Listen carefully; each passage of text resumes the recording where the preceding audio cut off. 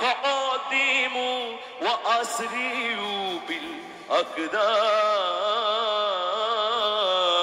بالأقدام يا إخوان يا إخوان يا إخوان يا إخوان هيو هيو يا مجاهد الإسلام هيو هيو يا مجاهد الإسلام هيو هيو يا مجاهد الإسلام هيو هيو يا مجاهد الإسلام لله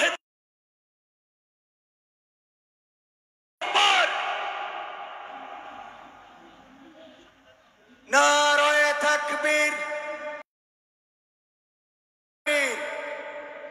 সম্মানিত ভাইয়েরা, সম্মানিত স্বেচ্ছাসেবক বৃন্দ, সবাইকে বাইরে যারা আছেন মেইন গেটে যাওয়ার জন্য আবারও বিনীতভাবে অনুরোধ জানাচ্ছি। মেইন গেটে আমাদের দর্শক শ্রোতা, আপনাদের অনুরোধ করব আর ভিড় জমাবেন না। ওখানে পদদলিত হয়ে যদি কেউ পিষ্ট হয়ে মারা যায়, যশোরবাসী নিজেদের বিবেকের কাছে দায়ী থেকে যাবেন। দয়া করে এই কল্যাণমূলক মাহফিল, যে মাহফিল থেকে মানুষ পথের দিশা পেতে চায়, প্লে করা সম্ভব হবে না, কারণ নেটওয়ার্ক পাচ্ছে না আমাদের, যেটা আছে সেটাতে। সুপ্রিয় সুধী মণ্ডলী, আপনারা জানেন বাংলাদেশে ইসলামিক বুদ্ধিবৃত্তিক আন্দোলনের অন্যতম অগ্রপথিক শায়ক আহমদুল্লাহ, তিনি ইসলামের নানা অনুষঙ্গকে সহজভাবে সামাজিক যোগাযোগ মাধ্যমে তুলে ধরেন। তার সহজবোধ্য এইসব সমাধান, ইসলামের কোরআন এবং হাদিসের আলোকে যে সমাধান, তা মানুষের কাছে সহজেই বোধগম্য হয় বলে ইতোমধ্যে মানুষের কাছে তিনি প্রিয় হয়ে উঠেছেন, হয়েছেন জনপ্রিয়। প্রতিষ্ঠা করেছেন আস-সুন্নাহ ফাউন্ডেশন। এই ফাউন্ডেশনের মাধ্যমে সারা বাংলাদেশে সেবার নানাবিধ কার্যক্রম ছড়িয়ে দিচ্ছেন শায়ক আহমদুল্লাহ হাফিজুল্লাহ। শায়ক আহমদুল্লাহ হাফিজুল্লাহর প্রতি আমাদের নিরন্তর ভালোবাসা। তিনি অত্যন্ত ব্যস্ত সময়ের মধ্যেও আমাদেরকে সময় দিয়েছেন। আজকে তিনি পবিত্র কোরআন থেকে তাফসির করবেন। আমরা তার কাছ থেকে তাফসির শুনে সেগুলো আমাদের জীবনে বাস্তবায়ন করার চেষ্টা করব। প্রিয় উপস্থিতি, আমরা এখন শায়ক আহমদুল্লাহ হাফিজাহুল্লাহর জীবনের চুম্বক অংশ দেখতে চাই। আমি তারেক ভাইয়ের প্রতি অনুরোধ করব এই তথ্যচিত্রটি চালাবার জন্য।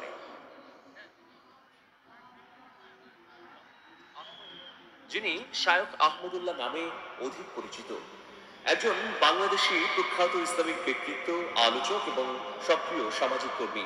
তিনি আস-সুন্নাহ ফাউন্ডেশন প্রতিষ্ঠা করেছেন এবং বর্তমানে এই প্রতিষ্ঠানের দায়িত্ব পালন করছেন।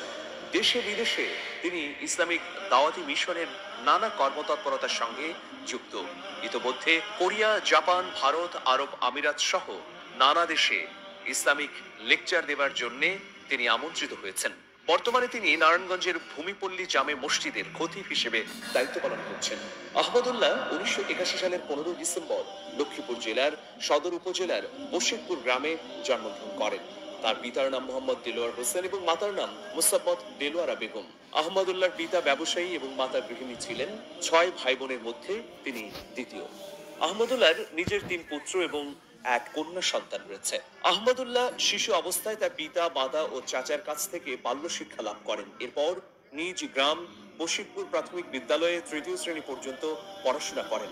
মাইজদির নিকটবর্তী হরিনারায়ণপুরের দানাপুর কওমি মাদ্রাসায় নুরানির প্রাথমিক 3 জামাত এবং লক্ষ্মীপুরের চন্দ্রগঞ্জ বোয়ালিয়া কওমি মাদ্রাসায় উর্দু ভাষা শিক্ষা লাভ করেন। এরপর ফয়জুল উলুম কওমি মাদ্রাসা হাতিয়ায় ভর্তি হন। এখানে মুফতি ফয়জুল্লাহ শাগরিদ মুফতি সাইফুল ইসলামের নিকট মিজান নাহবিমির শিক্ষা গ্রহণ করেন। এই শিক্ষক তার নাম আহমদ হুসাইন থেকে পরিবর্তন করে আহমদুল্লাহ রাখেন। 1985 সালের বন্যায় হাতিয়া অঞ্চল ক্ষতিগ্রস্ত হলে আহমদুল্লাহ নোয়াখালী ত্যাগ করে চট্টগ্রামের দারুল উলুম হাজহাজারী মাদ্রাসায় ভর্তি হন। এই মাদ্রাসায় তিনি মুফতি শহীদুল্লাহর শাগরিদ ও খাদেম ছিলেন। এছাড়াও এই মাদ্রাসায় জাকারিয়া আব্দুল্লাহ ও আনাস মাদানির সহপাঠী ছিলেন। হাটহাজারী পড়ার পর তিনি যশোরের দরাচানা কওমি মাদ্রাসায় ভর্তি হন এবং এই মাদ্রাসার অধীনে ওয়েফাক বোর্ডের সানুবিয়াহ পরীক্ষায় 10ম স্ট্যান্ড, মিশকাত ক্লাসে 3য় স্ট্যান্ড এবং দাওরায়া ক্লাসে 2য় স্ট্যান্ড করেন। সর্বশেষ খুলনা দারুল উলুম কওমি মাদ্রাসা থেকে ইফতা সম্পন্ন করেন।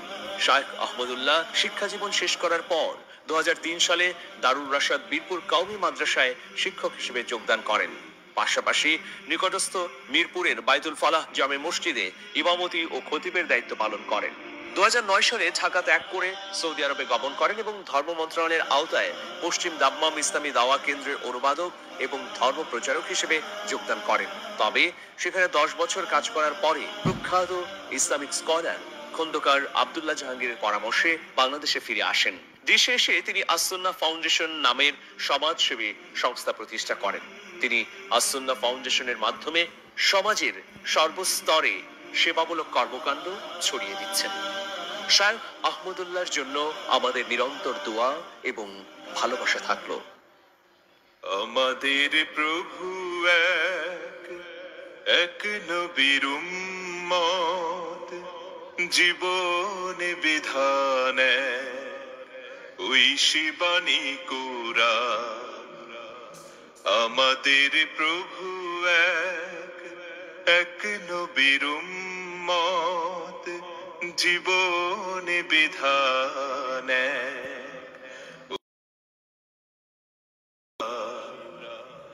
তবে কেন এক হে মুসলমান, এক হও এক হও করিয়াও ভাই। তবে কেন এক হে মুসলমান, এক হও এক হও করিয়াও ভাই।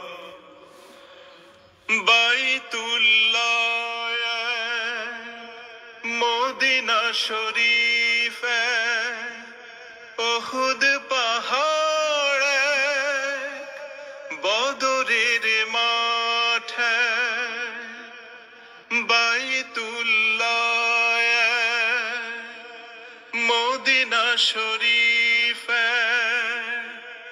উহুদ পাহাড়, বদরের মাঠ।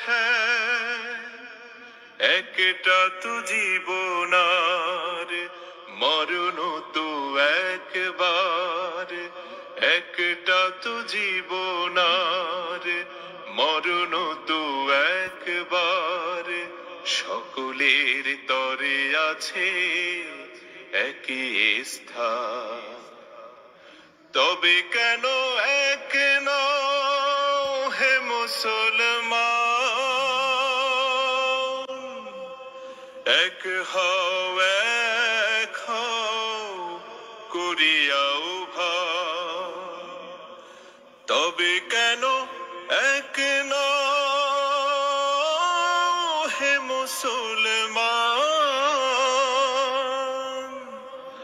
এক হও এক হও করিয়াও ভাই।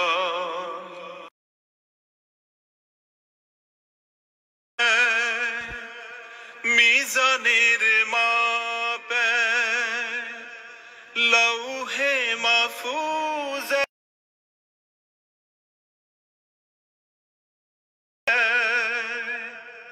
হাসরের মাঠে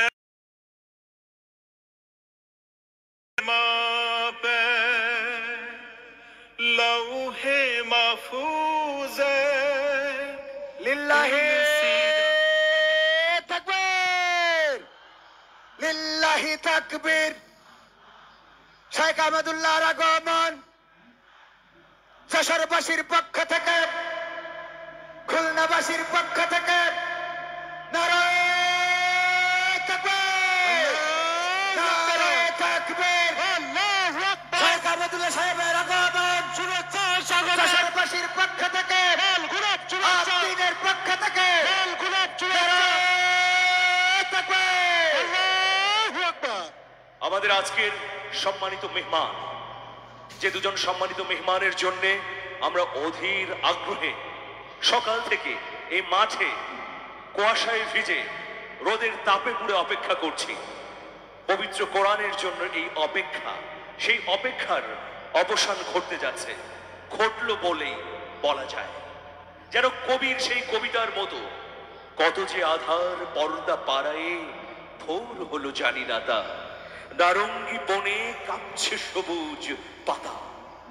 প্রিয় হাজারিন, আমাদের মধ্যে উপস্থিত হয়েছেন আস-সুন্নাহ ফাউন্ডেশনের চেয়ারম্যান বিশিষ্ট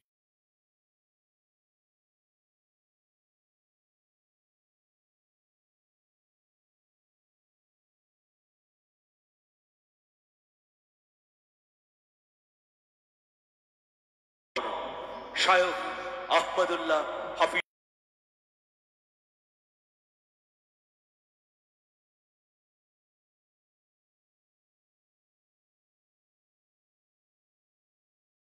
তাফসীর মাহফিল যিনি বাস্তবায়ন করেছেন, আমাদের আরেক অভিভাবক, আরেক বাতিঘর ডাক্তার শেখ মহিউদ্দিন স্যারকে আমি এখানে আসার অনুরোধ করছি। ডাক্তার শেখ মহিউদ্দিন স্যার শায়খ আহমদুল্লাহ হাফিজাহুল্লাহ সম্পর্কে দু একটি কথা বলে মঞ্চ ছেড়ে দেবেন। আপনি পরিচয় করিয়ে দিয়ে এই মাহফিলটি শুরু করে দেন।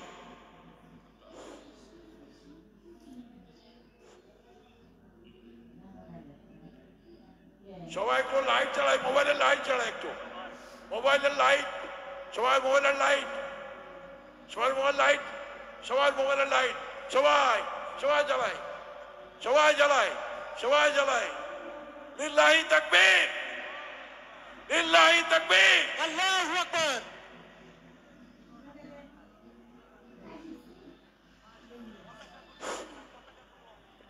পতাকাগুলো উঠাই দিন, পতাকাগুলো উঠাই দিই।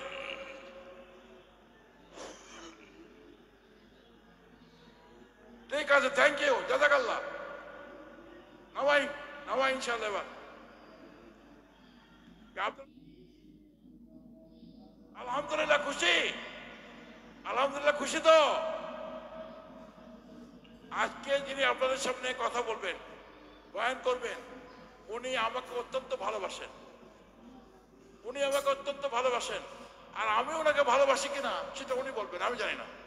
এই কথা বুঝতে নাকি? আমি ওনাকে ভালোবাসি কিনা সেটা উনি জানেন, আমি জানি না। আর আমি ওনাকে অত্যন্ত ভালোবাসি। ঠিক আছে, কথা বুঝেছে? আর আগে শায়েখের আহ্বানে তেলাওয়াত করবেন, পবিত্র কোরআন থেকে তেলাওয়াত করবেন আদ-দ্বীন জামে মসজিদের সম্মানিত পেশ ইমাম হাফেজ সাইদুল ইসলাম।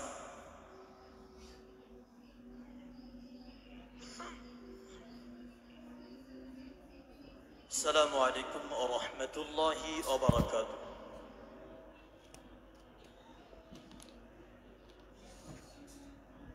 أعوذ بالله من الشيطان الرجيم.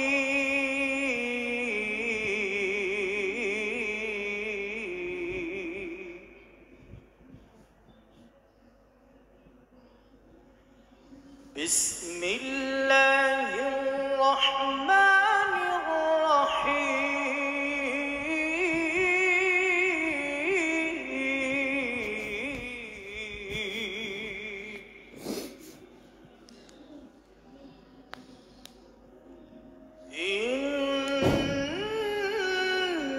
إن ربك لبالمرصاد.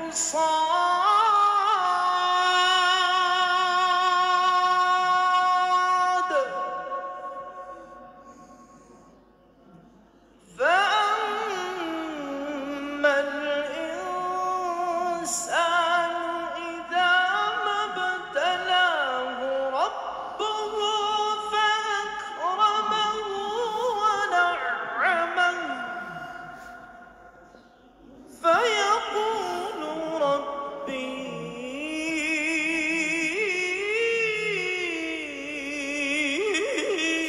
أكرمن. وأما إذا ما ابتلاه فقدر عليه فيقول ربي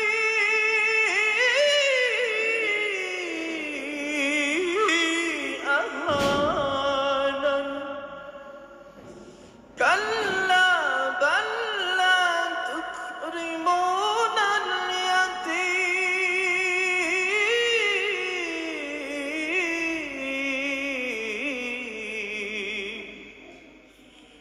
ولا تحاضون على طعام المسكين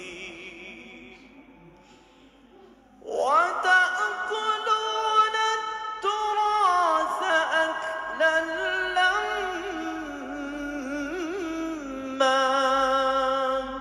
وتحبون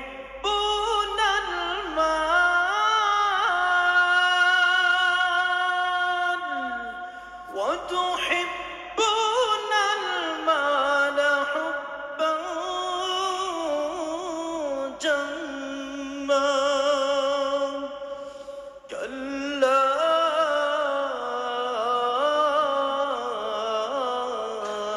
إذا دكت الأرض دكا دكا وجاء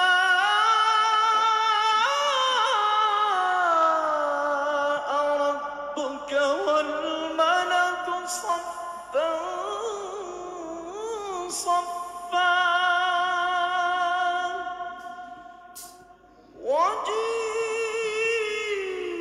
وجيء يومئذ بجهنم وجيء يومئذ بجهنم يومئذ يتذكر الإنسان وأنى له الذكرى يقول يا ليتني يقول يا ليتني يقول يا ليتني قدمت لحياتي فيومئذ لا يعذب عذابه أحد ولا يوثق وثاقه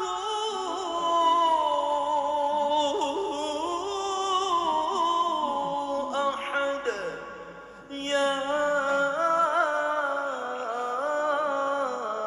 أيتها النفس المطمئنة ارجعي إلى ربك راضية راضية راضية ارجعي إلى ربك راضية راضية راضية مرضية فادخلي في عبادي وادخلي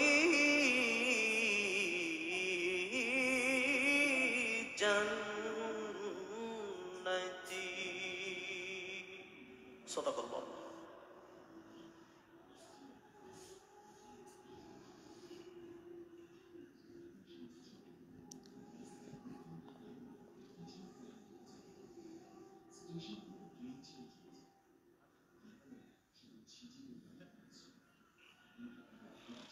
সুপ্রিয় হাজিরিন, লিল্লাহে তাকবীর, লিল্লাহে তাকবীর, লিল্লাহে তাকবীর। এবার সেই কাঙ্ক্ষিত মুহূর্ত, পবিত্র কালামে হাকিম থেকে তাফসীর পেশ করবেন। এখন পবিত্র কালামে হাকিম থেকে তাফসীর পেশ করছেন। এদিকে বিশৃঙ্খল পরিস্থিতি কেন করছেন? এদিকে কি হয়েছে? আপনারা কি মাহফিল সুন্দরভাবে চলুক তা চান না? এটা তো এক ধরনের ধৃষ্টতা ভাই। এখানে আপনারা পানির বোতল ছুঁড়ে মারছেন। ইসলামী মাহফিলে এসেছেন, শৃঙ্খলা রক্ষা করতে হবে, শান্তি বজায় রাখতে হবে, অপর ভাইকে সহযোগিতা করতে হবে। এই ধৃষ্টতাপূর্ণ কাজ কে করেছেন? স্বেচ্ছাসেবকরা এখনই যান এবং এটা নিয়ন্ত্রণ করুন।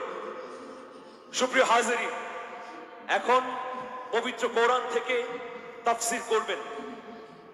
আজকের এই মাহফিলের অন্যতম আকর্ষণ আমাদের প্রিয় ইসলামিক স্কলার আস-সুন্নাহ ফাউন্ডেশনের সম্মানিত চেয়ারম্যান শায়খ আহমদুল্লাহ হাফিজাহুল্লাহ।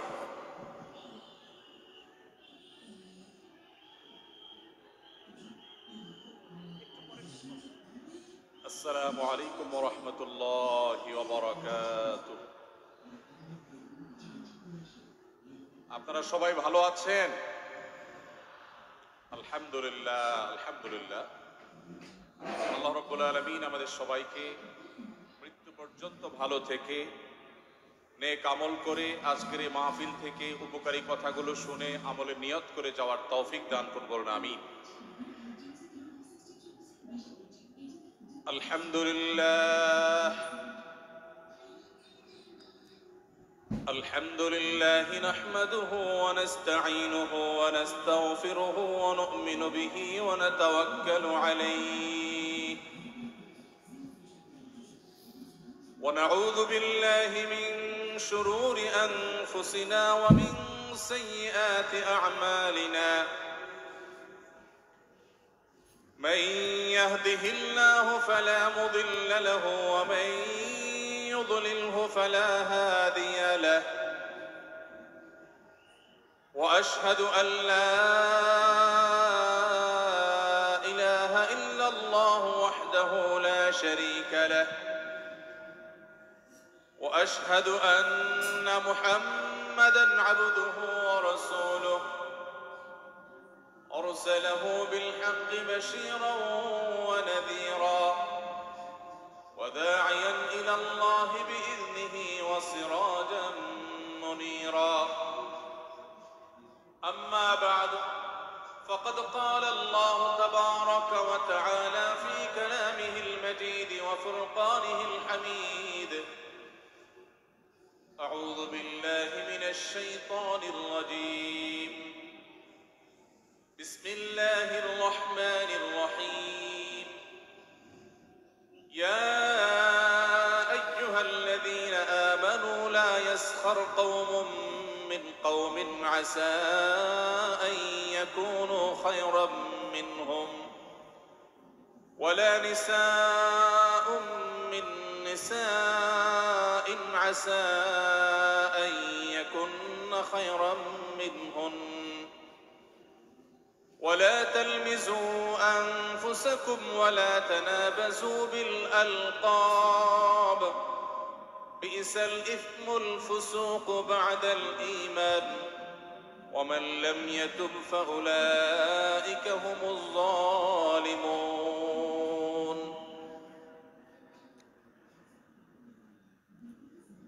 আদ্দিন ফাউন্ডেশন কর্তৃক আয়োজিত আজকের এই ঐতিহাসিক মাহফিলের সম্মানিত সভাপতি ওয়াজিবুল ইহতিরাম সম্মানিত উলামায়ে কেরাম, দূর দূরান্ত থেকে আগত, দেশের প্রত্যন্ত অঞ্চল থেকে আসা আমার প্রাণ প্রিয় দিন দরদি ভাইয়েরা এবং পর্দার আড়াল থেকে যে সমস্ত মা বোনরা আমাদের শুনছেন, সে সকল মা ও বোনেরা, আল্লাহ রাব্বুল আলামিন আমাদেরকে কোরআনে কারীম থেকে, নবী করিম সাল্লাল্লাহু আলাইহি সাল্লামের হাদিস থেকে গুরুত্বপূর্ণ বক্তব্য শোনার জন্য আজ আদ্দিন সকিনা মেডিকেল কলেজ হসপিটালের এই বিশাল মাঠে সমবেত হওয়ার তৌফিক দিয়েছেন। সেজন্য রব্বে কারীমের কাছে আমরা শুকরিয়া জানাই, আলহামদুলিল্লাহ। সম্মানিত উপস্থিতি, এ বিশাল বড় জনসমাগম, এ বিশাল বড় ওয়াজ মাহফিল, এই মাহফিলের শৃঙ্খলা রক্ষা করার জন্য এবং মাহফিলটিকে সুচারুরূপে শেষ পর্যন্ত সমাপ্ত করবার জন্য আমাদের প্রত্যেকের সহযোগিতা প্রয়োজন। আমরা অনেকেই বেশ নীরবে নিঃশব্দে আলোচনা শুনছি, আবার এর মধ্যে আশপাশ থেকে বিভিন্ন আওয়াজ শোনা যাচ্ছে। আমি আপনাদেরকে বিনীতভাবে অনুরোধ করতে চাই, সবাই নীরবতা অবলম্বন করুন এবং সবাই শৃঙ্খলা মেনটেন করে চলুন। আমরা কিছুটা অসুবিধা অনুভব করছি, হয়তো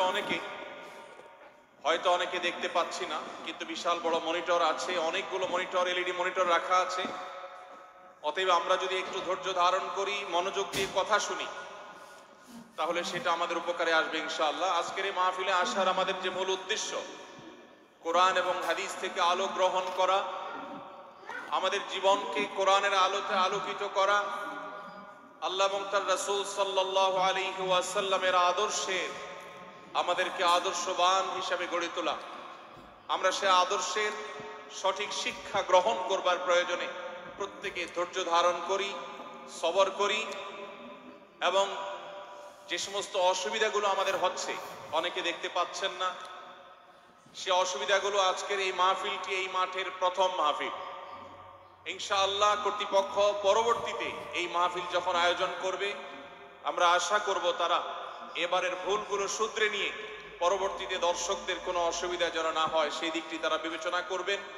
আমি আপনাদেরকে ধৈর্য ধারণ করার অনুরোধ করছি। আপনারা সবাই সবর করে, ধৈর্য ধারণ করে, নীরবে নিঃশব্দে আলোচনা শুনুন। আল্লাহ আমাদের সবাইকে তৌফিক দান করুন। আমাদের আশেপাশে যারা কথা বলছেন, যারা শব্দ করছেন, সে সমস্ত ভাইদেরকে আশপাশে ভাইয়েরা অনুরোধ করে, অনুনয় বিনয় করে, শক্ত ভাষায় নয়, কোমলতার সাথে, বিনম্রতার সাথে অনুরোধ করে তাদেরকে আমরা করজোড় করে, অনুরোধ করে, রিকোয়েস্ট করে তাদেরকে আমরা নীরব করি, নিঃশব্দ করি এবং নীরবে ওয়াজ এবং আলোচনা শোনার পরিবেশ যেন তারা করেন, সেজন্য তাদেরকে সহযোগিতা করি। মাশাআল্লাহ, অনেকখানি নিস্তব্ধ হয়েছে, বাকি যে আওয়াজ হচ্ছে সেটাও আমরা বন্ধ করার চেষ্টা করি। কোরআনের মজলিসে, কোরআনের আলোচনার মজলিসে যদি বিশৃঙ্খলা করা হয়, আলোচনা করা হয়, কথাবার্তা বলা হয়, অন্যকে শুনতে অসুবিধা সৃষ্টি করা হয়, তাহলে সেটা আলাদা একটা গুনাহের কাজ, যেটা ওয়াজের প্যান্ডেলে বসে এই গুনাহের কাজ কোন অবস্থাতে আমরা করতে পারি না। সেজন্য আমরা আশা করব শেষ পর্যন্ত ইনশাআল্লাহ আজকে এই 3 দিন ব্যাপী তাফসীরুল কোরআন মাহফিলের শেষ দিন, একবারে শেষ মুহূর্ত পর্যন্ত আমরা নীরব নিস্তব্ধ হয়ে আলোচনা শুনব। সারা দেশে যত শত সহস্র মাহফিল হচ্ছে, আজকের এই মাহফিল নানা কারণে অনন্য এবং একটা বিশেষ দৃষ্টান্ত স্থাপন করেছে। আজকের এই মাহফিলের অন্যতম বৈশিষ্ট্য হলো যে এই মাহফিলে গতানুগতিক মাহফিলগুলোর মতো গভীর রাত পর্যন্ত আলোচনা হয় না। এটি একটি ভালো দিক এবং একটি আদর্শ মাহফিলের অন্যতম পূর্ব শর্ত। গভীর রাত পর্যন্ত দূর দূরান্তে মাইক লাগিয়ে ওয়াজ মাহফিল আয়োজন করা কোনো আদর্শ মাহফিলের চিত্র হতে পারে না। সেই বিচারে, সেই দৃষ্টিকোণ থেকে আদ্দিন ফাউন্ডেশনের আজকের এই মাহফিলটি অত্যন্ত চমৎকার এবং অসাধারণ মাহফিল। কারণ এই মাহফিলের গত 2 দিনের খবর আমি নিয়েছি এবং আজকের দিন সম্পর্কে আমি জেনেছি যে গভীর রাত পর্যন্ত এবং দূর দূরান্ত পর্যন্ত মাইক লাগিয়ে মানুষকে ডিস্টার্ব করার মতো মাহফিল এখানে হচ্ছে না। এটি একটি ভালো দিক।